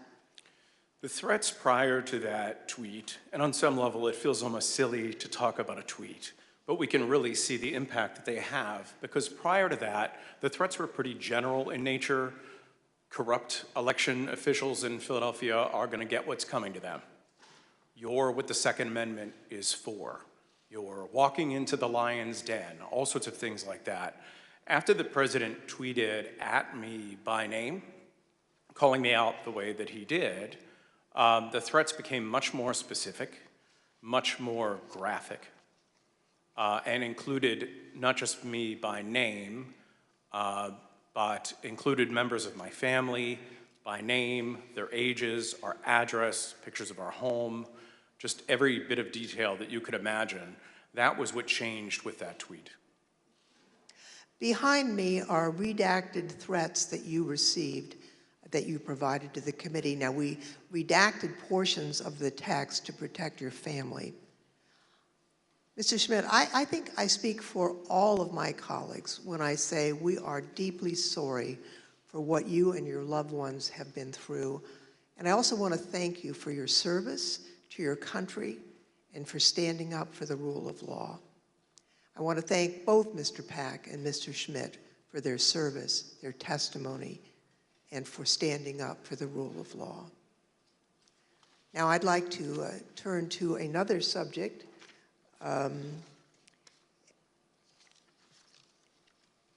The courts in our country provide a legitimate venue for campaigns to challenge what they view as irregular election practices. Now, courts have the final say on how the law applies to those challenges. We have a renowned legal expert here to address the Trump campaign's activities in court. Mr. Ginsburg, you've spent your entire career representing Republicans in election-related litigation. You served as the National Counsel on Republican presidential campaigns in 2000, in 2004, and in 2012. You played a key role in the 2000 Florida recount that led to the Supreme Court's decision in Bush v. Gore. You served as the co-chair of the Presidential Commission on Election Administration. I think it's fair to say you're the most prominent Republican lawyer who's litigated in the election field. Now, you've analyzed the Trump campaign's litigation pretty carefully. What's the normal process for post-election litigation? How is the Trump campaign's different from the kinds of post-election litigation you've been involved in and know about? In the normal course of things, any campaign on the night of the election and the days after will do a couple of different things. One is that they'll analyze precinct results to look for abnormalities in the results, and they'll send people to those precincts to ask more questions. Secondly, all campaigns will have poll watchers and poll workers and observers in the polling place. And so campaigns will talk to those people if they saw any irregularities that could cause problems in the election. Now, the Trump campaign talked pre-election about having 50,000 poll workers.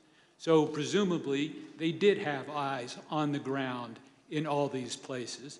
And so in the normal course of things, a campaign will analyze the reports that come in. Trump campaign had a couple of basic problems, however. Number one, the 2020 election was not close. In 2000, that was 537 and close.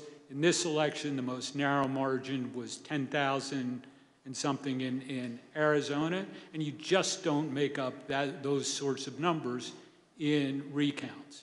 And when the claims of fraud and irregularities were made, you've heard very compelling testimony from Mr. Stepien, from Matt Morgan, from Alex Cannon about those claims and how they didn't believe them. And so that put the Trump campaign on sort of a process of bringing cases without the actual evidence that you have to have in which the process is designed to bring out.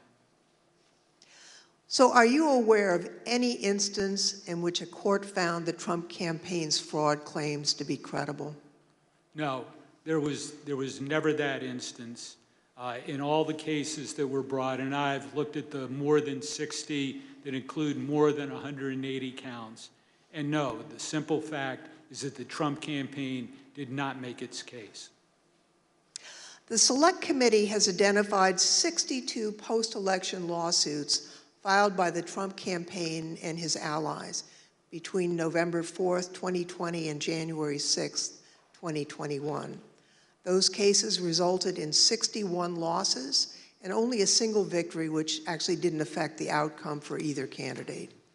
Despite those 61 losses, President Trump and his allies claim that the courts refused to hear them out, and as a result, they never had their day in court. Mr. Ginsburg, what do you say about the claims that Mr. Trump wasn't given an opportunity to provide the evidence they had of voter fraud? Did they have their day in court?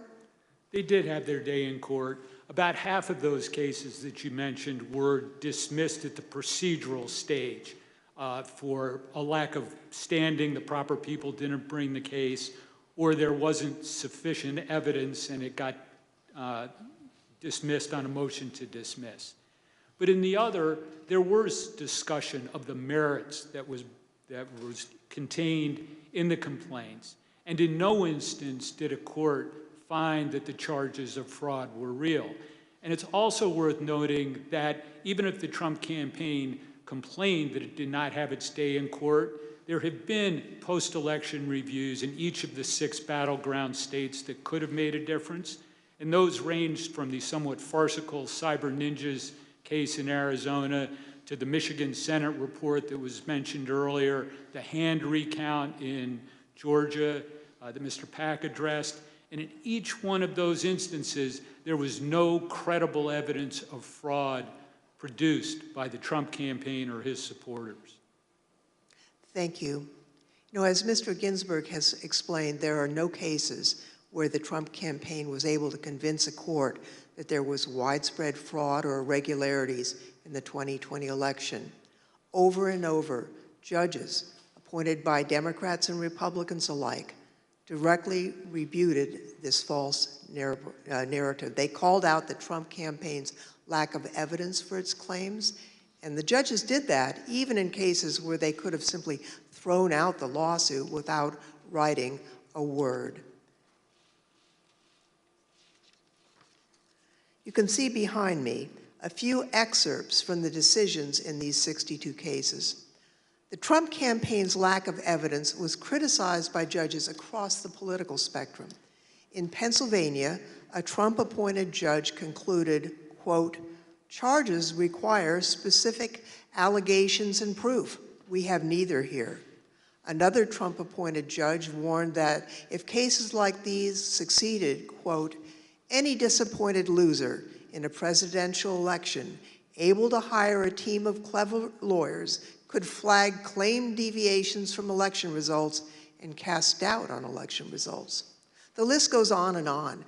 Allegations are called, quote, "an amalgamation of theories, conjecture, and speculation." In another, strained legal arguments without merit, unsupported by evidence, derived from wholly unreliable sources, a fundamental and obvious misreading of the Constitution. The rejection of President Trump's litigation efforts was overwhelming. 22 federal judges appointed by Republican presidents, including 10 appointed by President Trump himself, and at least 24 elected or appointed Republican state judges dismissed the president's claims. At least 11 lawyers have been referred for disciplinary proceedings due to bad faith and baseless efforts to undermine the outcome of the 2020 presidential election. Rudy Giuliani had his license to practice law suspended in New York, and just this week, a newly filed complaint will potentially make his suspension from practicing law in D.C. permanent. And as we've just heard from perhaps the most preeminent Republican election lawyer in recent history, the Trump campaign's unprecedented effort to overturn its election loss in court was a deeply damaging abuse of the judicial process. As stated by U.S. District Court Judge David Carter, this was, quote, "a coup in search of a legal theory." Thank you, Mr. Chairman. I yield back. I want to thank our witnesses for joining us today. The members of the Select Committee may have additional questions for today's witnesses, and we ask that you respond expeditiously in writing to those questions. Without objection, members will be permitted 10 business days to submit statements for the record, including opening remarks and additional questions for the witnesses. The second panel of witnesses is now dismissed.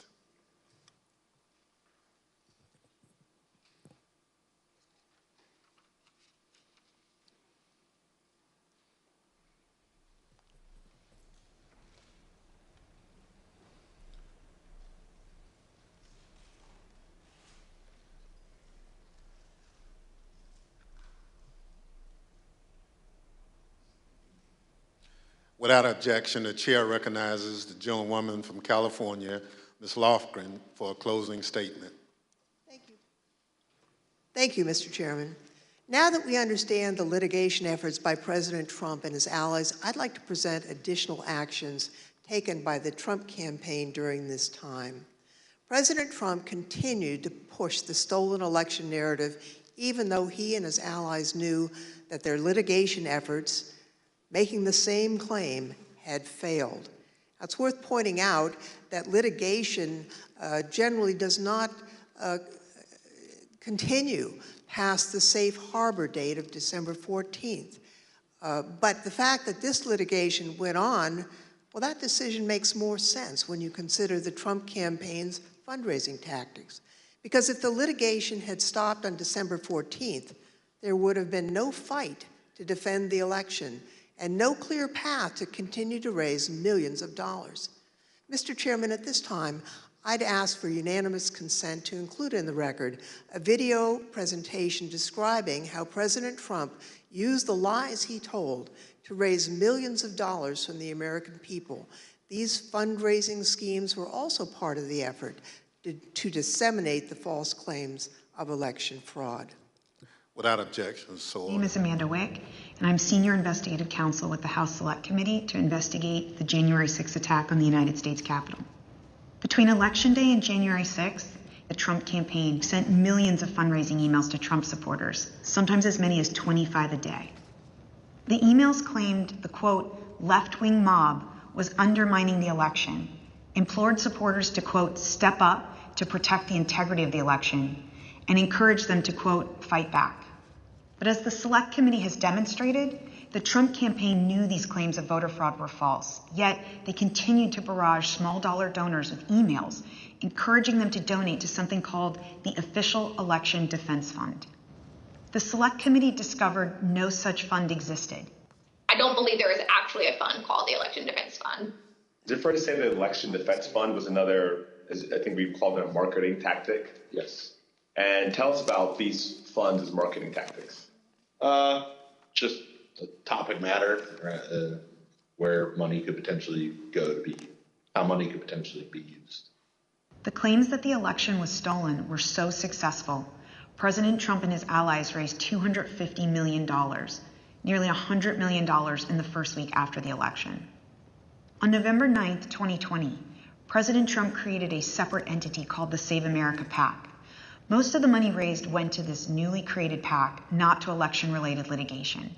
The Select Committee discovered that the Save America PAC made millions of dollars of contributions to pro-Trump organizations, including $1 million to Trump Chief of Staff Mark Meadows' charitable foundation, $1 million to the America First Policy Institute, a conservative organization which employs several former Trump administration officials, $204,857 to the Trump Hotel Collection, and over $5 million to Event Strategies, Inc., the company that ran President Trump's January 6th rally on the Ellipse. All of us here today do not want to see our election victory stolen by emboldened radical left Democrats, which is what they're doing. The evidence developed by the Select Committee highlights how the Trump campaign aggressively pushed false election claims to fundraise, telling supporters it would be used to fight voter fraud that did not exist.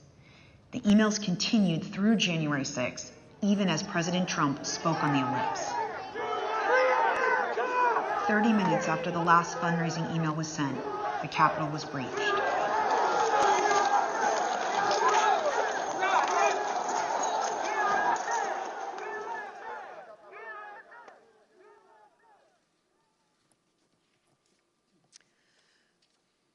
Every American is entitled and encouraged to participate in our electoral process.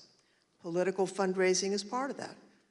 Small dollar donors use scarce disposable income to support candidates and causes of their choosing, to make their voices heard. And those donors deserve the truth about what those funds will be used for. Throughout the committee's investigation, we found evidence that the Trump campaign and its surrogates misled donors as to where their funds would go and what they would be used for. So not only was there the big lie, there was the big ripoff. Donors deserve to know where their funds are really going. They deserve better than what President Trump and his team did. Mr. Chairman, I yield back. Without objection, the chair recognizes the gentlewoman from Wyoming, Ms. Cheney, for a closing statement. Thank you very much, Mr. Chairman. Mr. Chairman, I would like to thank all of our witnesses today, and I'd also like to, in particular, wish Mr. Stepien and his family all the best on the arrival of a new baby. Today's hearing, Mr. Chairman, was very narrowly focused, and in the coming days, you will see the committee move on to President Trump's broader planning for January 6th, including his plan to corrupt the Department of Justice and his detailed planning with lawyer John Eastman to pressure the Vice President, state legislatures, state officials, and others to overturn the election. Let me leave you today with one clip to preview what you will see in one of our hearings to come. This is the testimony of White House lawyer Eric Hirschman. John Eastman called Mr. Hirschman the day after January 6th, and here is how that conversation went. I said to him, "Are you out of your effing mind?" Right? I said, I only want to hear two words coming out of your mouth from now on: orderly transition.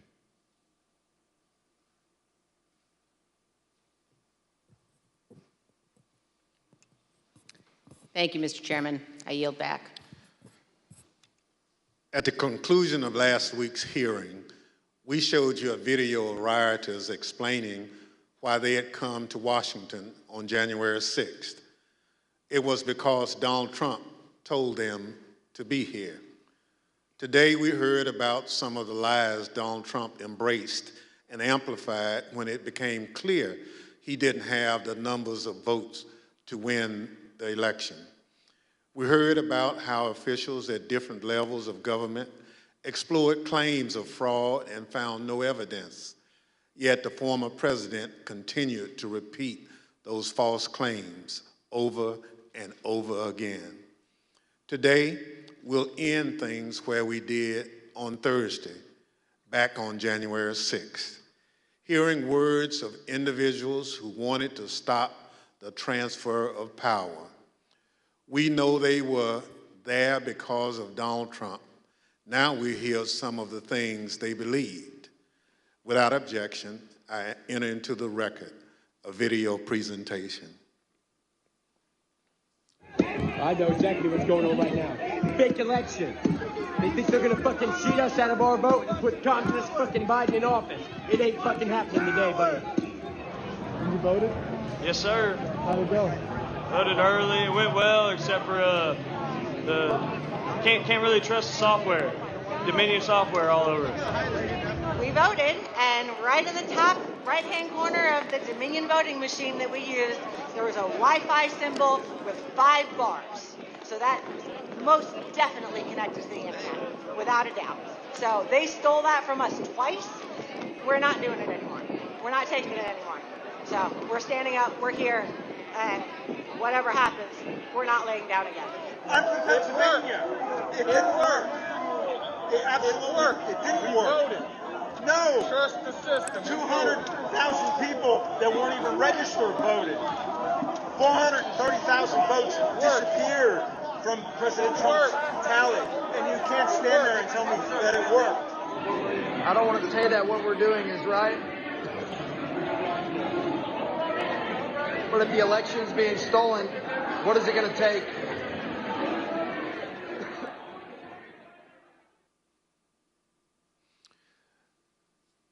The chair requests those in the hearing room remain seated until the Capitol Police have escorted members from the room. Without objection, the committee stands adjourned.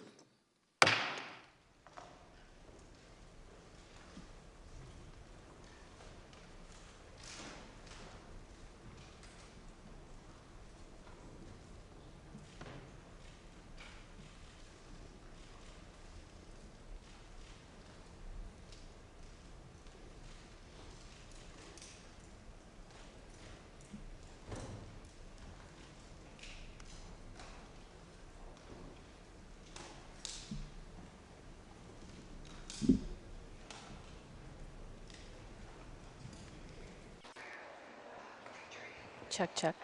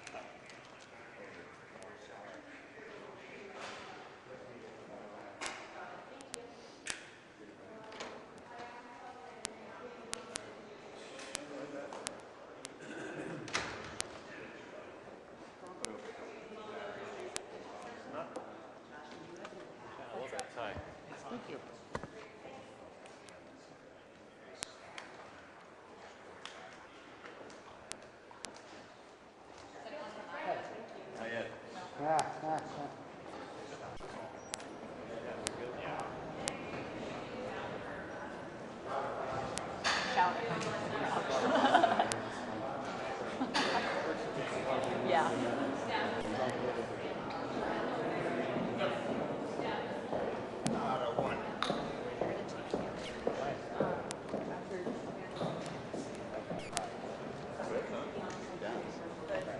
Tony, keep us honest. Are we?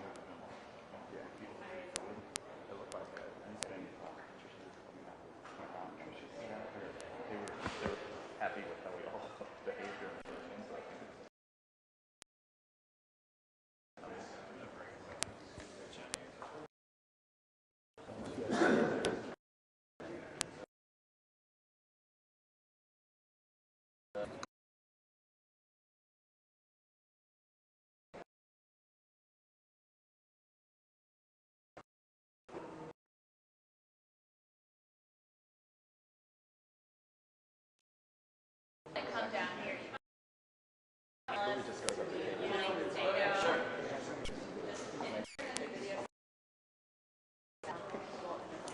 Guys, right here, just as long as you don't block the hallway, you can stand right here. Now you're closer, everybody can get the quotes they need. Great. Can you not?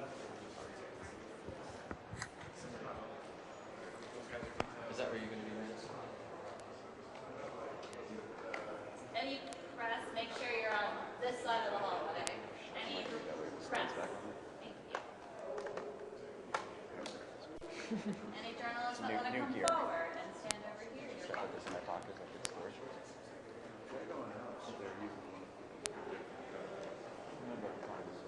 Ben, do you want to come closer? Okay. Sorry. It's okay. Yeah, I just don't know if they, very good. They just have like a remark. There's a lamp. Guys, press, including Doc Cruz. There's a doctor stand.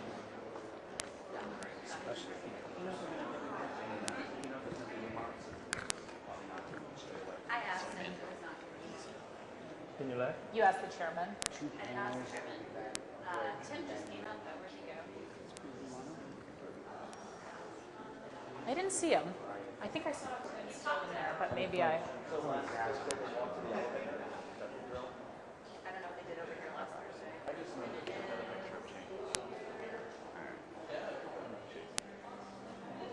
Well, they're holding things downstairs. I wonder if they're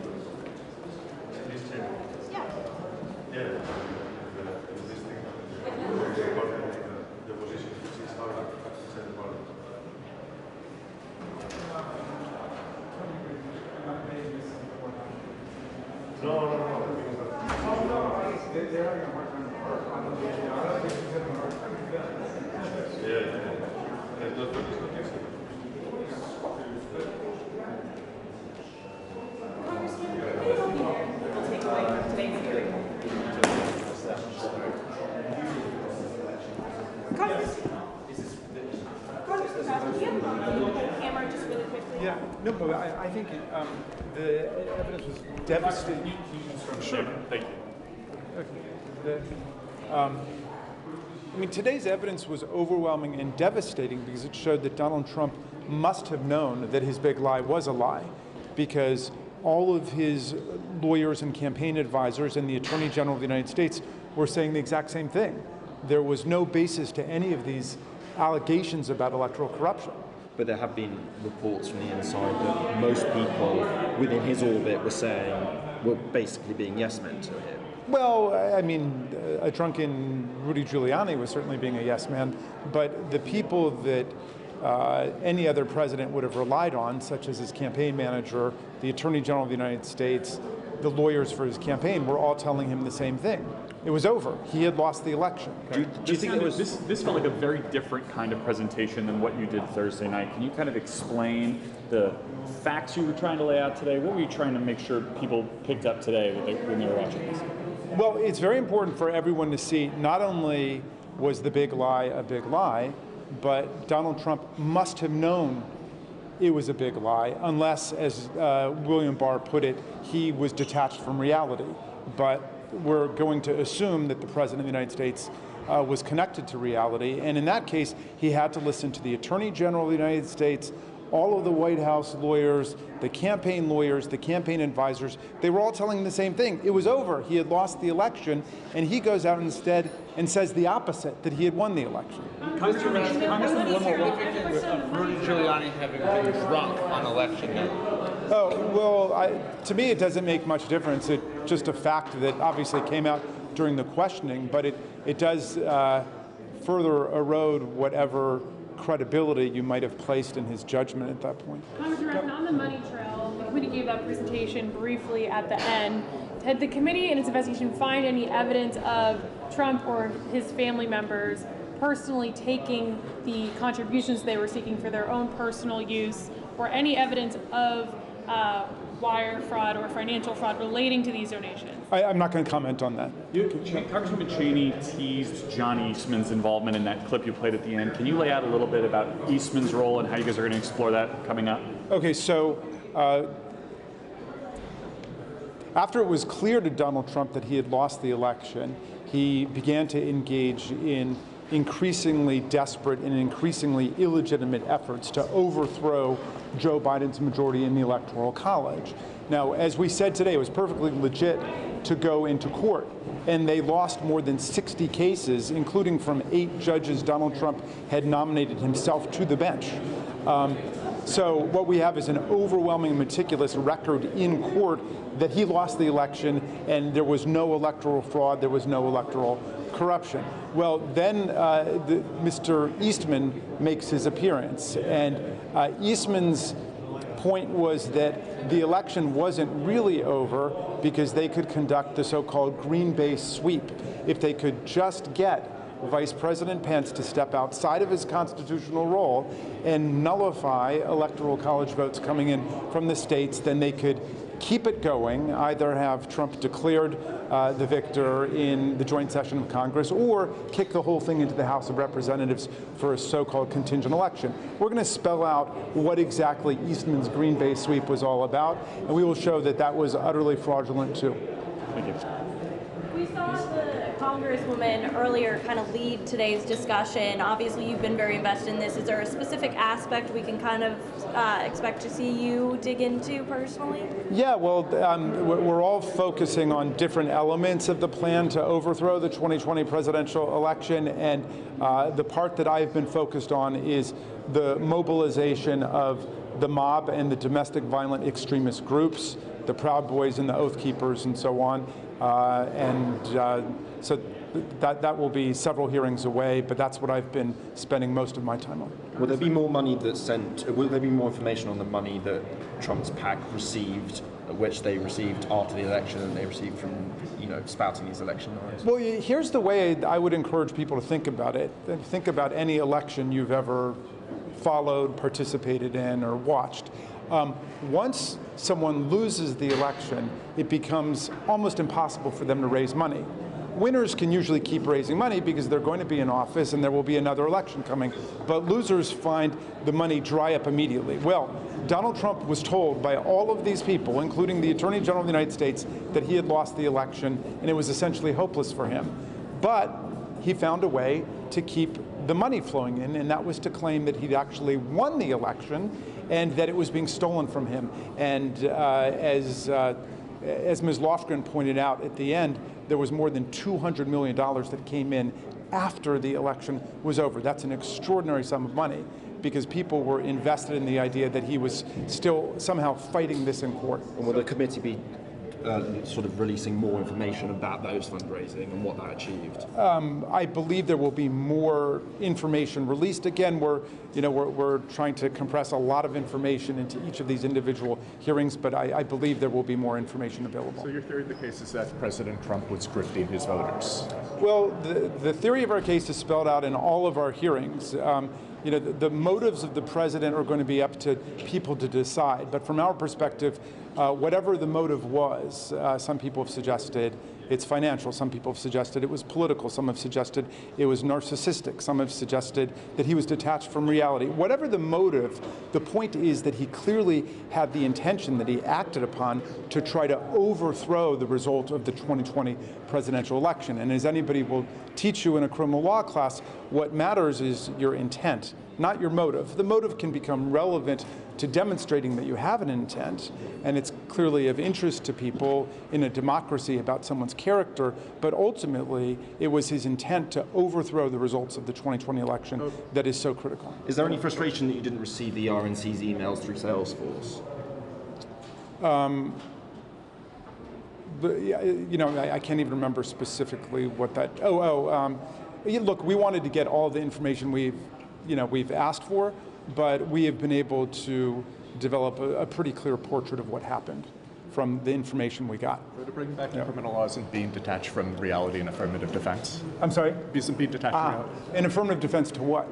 To attempt to overthrow the government. There's an insanity defense at the federal level, but as far as I know, President Trump has never asserted an insanity defense to any of this. I mean, he continues to say that he won the election.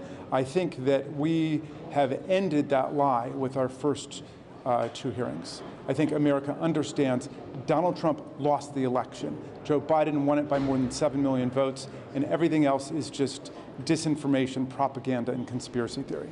Have you or anyone else on the committee seen any evidence of witness intimidation thus far? Not that I'm aware of, but I don't know. I have not been looking into that. Have any threats been sent to committee members, and if so, what is the nature of those threats? You know, but I'd rather not comment on that at this point. And I think I'm scheduled for another, I've got to go someplace, but thank you all very much. Question, one of these things is going to be the lead question. Which one is that? I've been focused on the relationship, I've been focused on the mobilization of the mob and the domestic violent extremist groups, the Proud Boys, the Oath Keepers, First Amendment Praetorian, and the other extremist groups. That's next week's hearing? That will, I shouldn't comment specifically because the schedule's still in flux. Okay. Do you know who's testifying yet, or are you guys still trying to? All of that is still being worked out. It's a moving target. So there have been threats directed towards members of the committee? Look, the members of Congress get threats all of the time, that's par for the course, but I don't want to get into any more detail about what's taking place with individual members of the committee. Okay. Thank you. Thank you. Guys, thanks so much. Thank All right. you. Thank you. Hey, how's it going? Nice to see you. Yeah, pleasure. Good.